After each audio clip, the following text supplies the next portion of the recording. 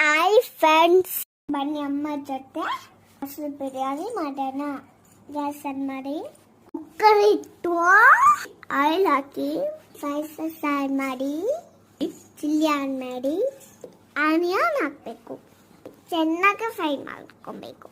ಆಮೇಲೆ ಟೊಮೆಟೊ ಹಾಕಬೇಕು. ಚೆನ್ನಾಗಿ ಫ್ರೈ ಮಾಡ್ಕೊಬೇಕು.